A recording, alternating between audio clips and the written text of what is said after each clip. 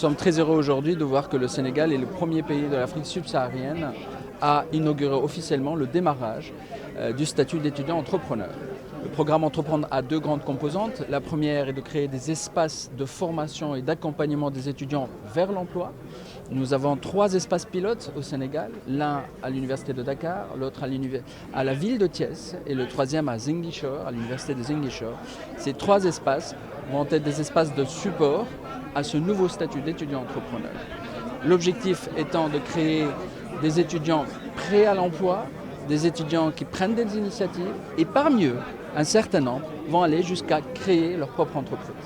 Donc c'est une réponse institutionnelle à la question du chômage, c'est une vraie innovation où l'université aujourd'hui joue un rôle majeur, c'est-à-dire qu'elle ne se contente pas de former et de donner un diplôme, mais elle propose aussi un programme qui accompagne à l'insertion professionnelle.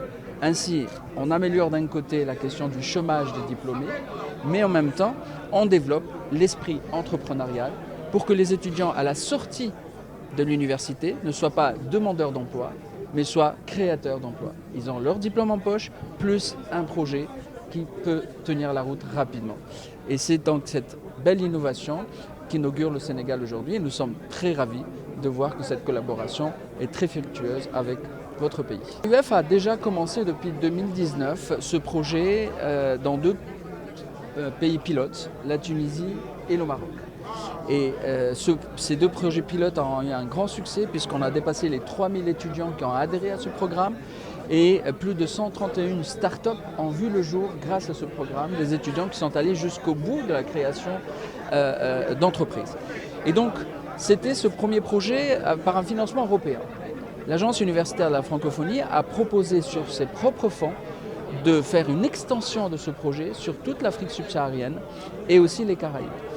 Et donc le Sénégal est le premier pays, mais nous sommes aujourd'hui on travaille avec le Cameroun, qui est d'ailleurs présent ici avec une forte délégation importante, mais aussi avec le Bénin, le Burkina Faso et donc la Guinée.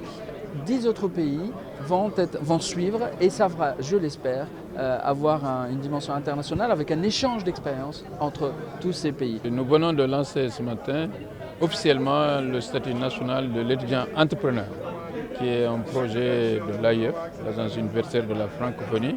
Nous saluons la présence du recteur de l'AIF parmi nous et qui est un programme qui est actuellement en tout cas mis en œuvre au niveau de l'Université Cheikh Anta Diop de Dakar.